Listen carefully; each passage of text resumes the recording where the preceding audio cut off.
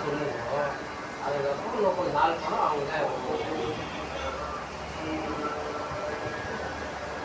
இந்த மாதிரி கொடுக்கக்கூடாது.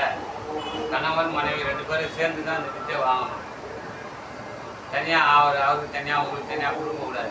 சாமியோட கட்டளை சரிங்களா?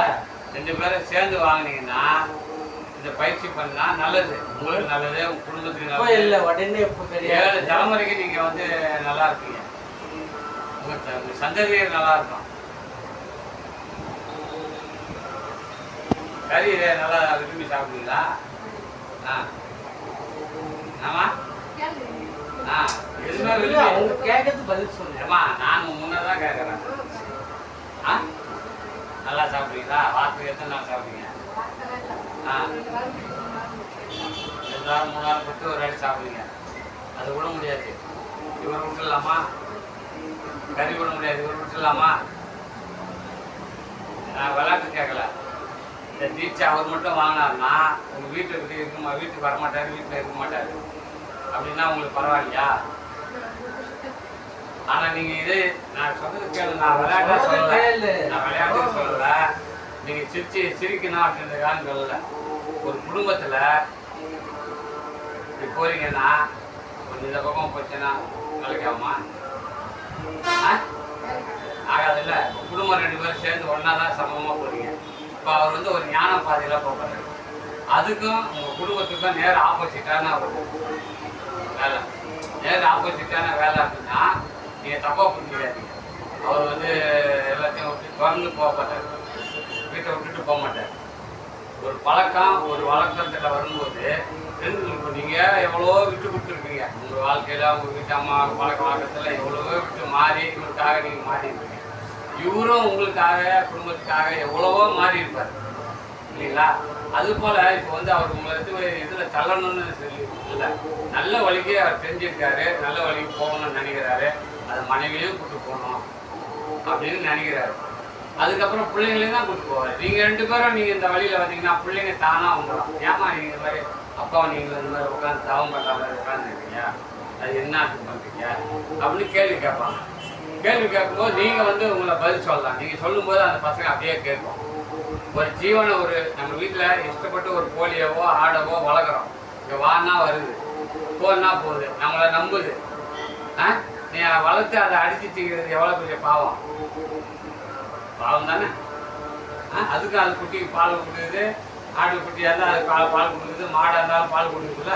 அதை தானே நம்மளும் செய்கிறோம். அப்போ நம்மளை அடித்து ஒரு ஆள் சாப்பிட்டா நம்ம ஒத்துப்போமா? ஒத்துக்க மாட்டோம்ல. மொத்தத்தில் நம்ம உயிர் வெளியில் போனால் நம்ம பணம், இந்த பணத்தை சாப்பிடுவாங்களா யாராச்சும்? அப்போ ஆடு போயிடுச்சு, உயிர் போயிட்டாலும் ஆடோட பணம், கோழியோட உயிர் போயிடுச்சுன்னா கோழியோட பணம். எதுலேருந்து உயிர் போயிடுதோ அது அதோட பிணம். அதை நம்ம சாப்பிடுவது ஒன்று நல்லது. புரிஞ்சுங்களா? அதனால் இந்த ஆன்மீக பாதையில் வரணும்னா இதை நீங்கள் அவர் கூட சேர்ந்து ஒத்துழைச்சி தான் அவருக்கு வாங்கினா நல்லது. இது அவர் மட்டும் வாங்கினாரு, நீங்கள் வாங்கலைன்னு வச்சுங்க. எனக்கு 2-3 கேஸ் இந்த மாதிரி இருக்குது. குடும்பத்தை விட்டு பிரிஞ்சுட்டாங்க. புரியுதுங்களா? ஏன்னா அவருக்கு வந்து அப்பா வந்து ஞான உபதேசம் கொடுக்குறாரு. அந்த ஞான கண்ணை நாங்கள் திறந்து விட்டுருவோம். திறந்து விட்டோன்னா நீங்கள் எது செய்தாலும் அவர் எது செய்தாலும் வேறு மாதிரி தெரியும் உங்களுக்கு. நீங்கள் செய்யறது பூரா தப்பாக தெரியும். அப்போ 2 பேருக்கு சண்டை வரும். புரியுதுங்களா? இப்போ நீங்களும் வித்தை வாங்கிக்கிங்க, அவரும் வாங்கிக்கிங்க. 2 பேரும் சேர்ந்து பயிற்சி பண்ணிங்கன்னா குடும்பம் நல்லாயிருக்கும், நீங்களும் நல்லாயிருக்கும். ஆனால் நீங்கள் வந்து ஒரு தியாகம் பண்ணணும். இந்த கவுச்சி நீங்கள் விடணும். இப்போ ஆம்பளைங்களாக இருந்தால் பீடி குடிக்கக்கூடாது, சிகரெட் குடிக்கக்கூடாது, தண்ணி அடிக்கக்கூடாது, நிறைய இருக்குது. 12 பொருள் அவங்ககிட்ட சத்தியம் வாங்குவோம். இப்போ உங்களுக்கு வந்து நீங்கள் அந்த பழக்கெல்லாம் செய்ய இயற்கையாக நீங்கள் அதுக்கெலாம் போக மாட்டீங்க. நீங்கள் செய்ய வேண்டிய கவுச்சியை தவிர்க்கணும். கவுச்சியை தவிர்த்துட்டு நான் சொல்லிக் கொடுக்குற பயிற்சியை பண்ணிங்கன்னா உடம்புக்கு இருக்காது, நல்லா ஆரோக்கியமாக இருக்கும். புரியுதுங்களா? எல்லாம் நல்லா இருக்குங்க. 2 பேரும் நல்லா இருக்கலாம், குடும்பம் நல்லா இருக்கும், உள்ளும் புறமும் ஆனந்தமாக வாழலாம். அதுக்கு தான் நம்ம வந்து சொல்கிறோம். உங்களுக்கு கெடுத்துக்கிறதுக்காக அவர் சொல்லலை. ஆமாம் நான் கூப்பிட்டு வாங்க உங்கள் ஒய்ஃபை நான் பேசுகிறேன். ஐயா எனக்கு மட்டும் கொடுங்க, அவங்களாம் இதெல்லாம் ஈடுபாடு கிடையாதுன்னு. அப்படிலாம் கொடுக்க முடியாது இல்லையா? மனைவியை வந்தால் நீங்கள் வாங்கிக்கலாம், அவங்க ஒத்துக்கினா நீங்கள் வாங்கிக்கலாம். அப்படி இல்லைன்னா வாங்க முடியாதுயா. வாங்கினாக்க நீங்கள் பிரிஞ்சுட்டுவீங்க, பரவாயில்லையா? இது உங்களுக்கு பரவாயில்லன்னா இப்போ அந்த ஐயா வந்திருக்காரு, அவங்களுக்கு அந்த அம்மாவுக்கு வீட்டில் ஃபோன் போட்டு கொடுத்தாரு. நான் பேசினேன். அவங்க என்ன சொல்கிறாங்க, நான் என் பிள்ளைங்கள நான் பார்த்துப்பேன், நீங்கள் அவர் கொடுக்குறதுனா கொடுங்க அப்படின்னு சொல்லிட்டாங்க. இப்போ நான் அவர் கொடுக்க போகிறேன். அந்த மாதிரி உங்களை நீங்கள் அவர் கொடுக்குறதுனா கொடுத்துருந்தா நானே குடும்பத்தை பார்த்துக்கிறேன் நீங்கள் சொல்கிறீங்களா? அப்படி சொன்னீங்கன்னா நான் அவர் கொடுத்துருவேன் நாளைக்கு காலையில். இல்லை நாங்கள் 2 பேருமே வாங்கிக்கிறோம், நானும் சத்தியம் பண்ணி கொடுத்துட்றேன், நாங்கள் 2 பேருமே வாழ்ந்துக்கிறோம் அப்படின்னு சொன்னால் ஒன்றும் பிரச்சனை இல்லை, எந்த பிரச்சனையும் இருக்காது. அவர் சொல்படி நீங்கள் கேளுங்க.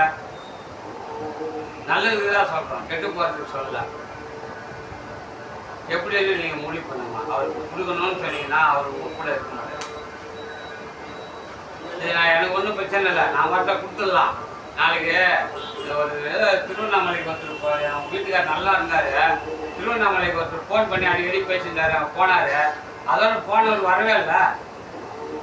அந்த ஆள் ஏதோ பண்ணி மயக்கிட்டான், எங்கள் வீட்டுக்காரர் வரவே இல்லை, என் குடும்பத்தை சீரழிச்சிட்டான் அப்படின்னு நீங்கள் வந்து என்கிட்ட புலம்பக்கூடாது. அதுக்காக தான் உங்களை கூப்பிட்டு கேட்கறது. ஏன்னா இது வித்தை அது மாதிரி மனநிலையை, அதாவது நன்மை தீமை தெரிய வச்சிடும் இந்த வித்தை. அதுதான், வேற ஒன்றும் கிடையாது. நன்மை தீமைன்னு தெரிய வச்சிடும். இப்போ வந்து நன்மை தீமைன்னு தெரியாமல் தான் நீங்கள் அதை சாப்பிட்டு இருக்கீங்க. புரியுதுங்களா? சத்தியம் பண்ணி கொடுத்துட்டு நீங்கள் இந்த வித்தை வாங்கி ஜபம் பண்ணி பாருங்கள், அது சாப்பிடவே மாட்டீங்க, அது பக்கமே போக மாட்டீங்க. அதுதான் அதில் இருக்கிற வந்து உண்மையானது. நாங்கள் அனுபவிச்சு சொல்கிறோம்.